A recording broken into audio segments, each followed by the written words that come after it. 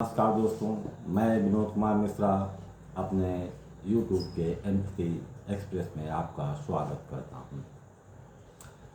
आज इस विषय पर बंद आंखों से देखने के आश्चर्य क्या है।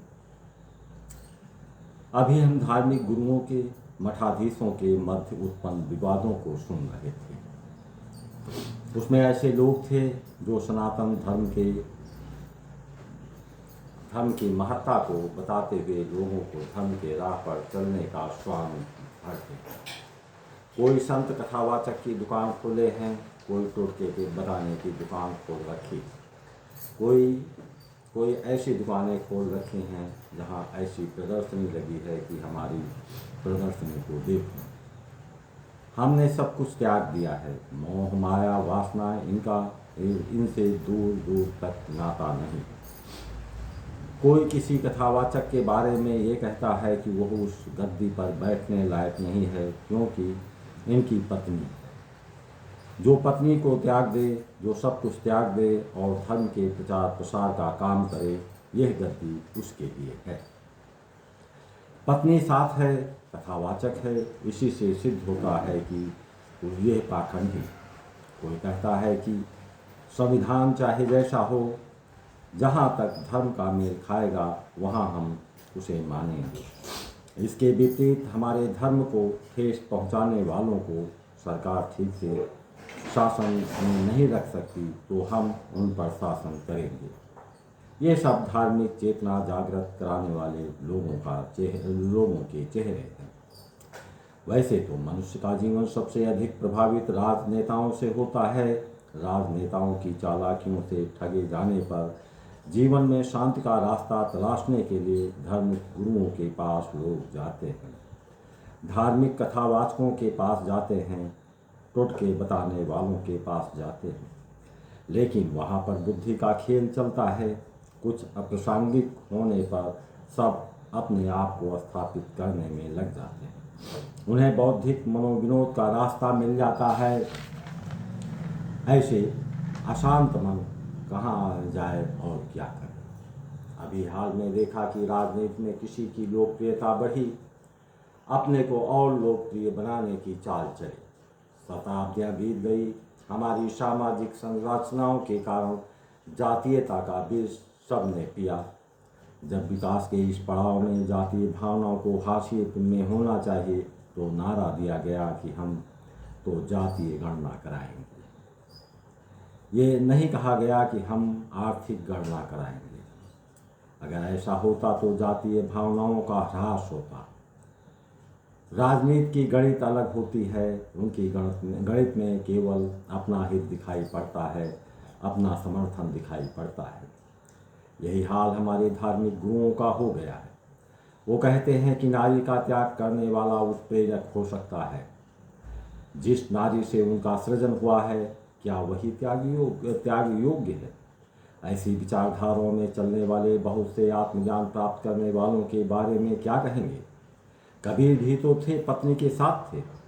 उन्होंने पत्नी का त्याग नहीं किया, लेकिन उनकी आत्म चेतना तो देखो। उन्होंने कहा, हम न मरी हैं संसारा, हम का मिला जियावन हारा।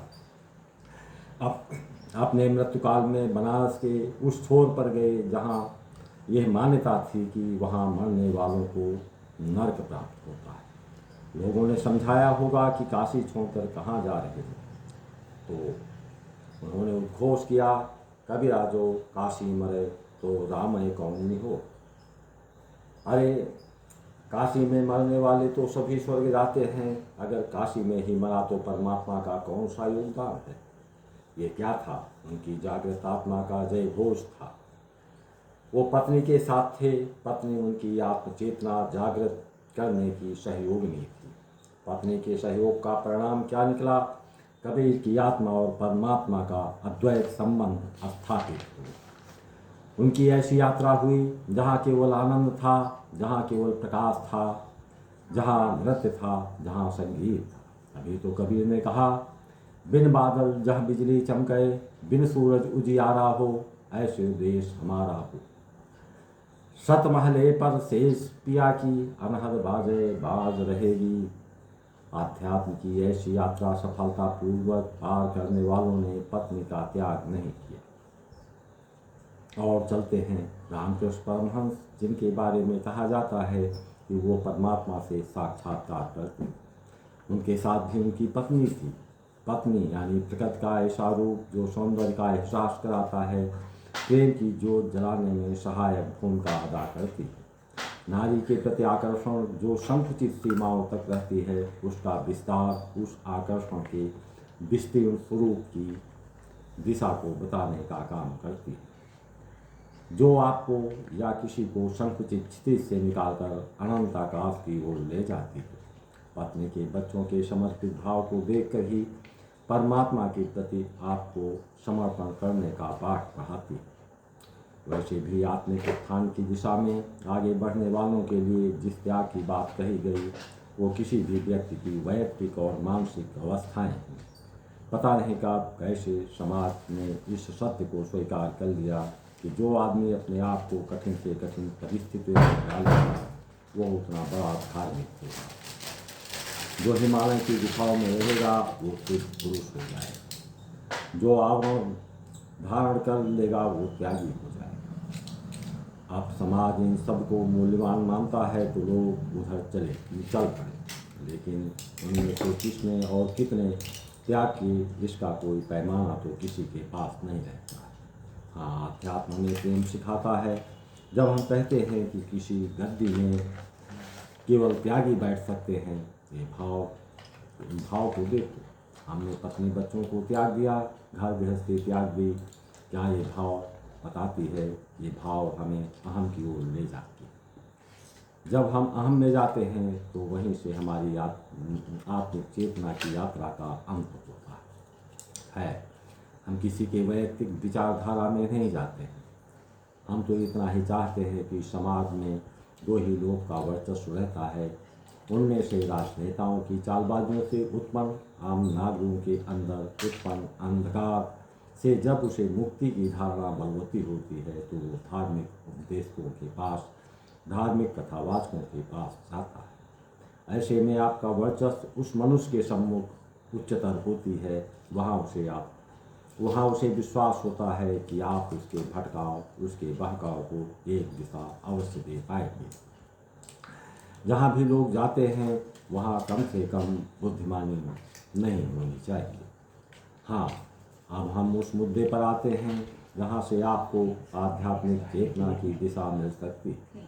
आपका जब जन्म हुआ तो जब आँखें खुली तो बताया गया, देखो वो चंदा है, देखो वो तारामंडल है, देखो ये नदी है। आँखें आपकी दृष्टि दूसरी थी। फिर विचलित मन आप भटकते हुए रास्ता खोजने के लिए धार्मिक संगठनों की ओर चल पड़ते हैं। फिर वही होगा, वो जो बताएंगे अपनी आँखों से वैसा ही देखने के आप अभ्यस्त हो जाएंगे। कोई आपको भटका न सके, इसके लिए जो बीत गया उसका साक्षी भाव में रहते हुए आगे देखना, लेकिन खुली आँखों से नहीं। खुली आँखों से आपने जो देखा उसकी पीड़ा आपने महसूस की। आप बंद आँखों से देखना शुरू करिए, आपको दिखाई पड़ेगा अनंत आकाश, ऊंचे ऊंचे पहाड़ों के रमणीय झरने, नृत्य करती हुई नदियाँ, हिल्लोरें लेता हुआ सागर, और न जाने कितने रूप कि आप स्वयं भी नृत्य करने लगेंगे। ऐसे दृश्य जहाँ व्यथाएँ दूर हो जाएंगी। आशा है वीडियो पसंद आई हो तो लाइक, सब्सक्राइब और शेयर करना ना भूलें। जय हिंद।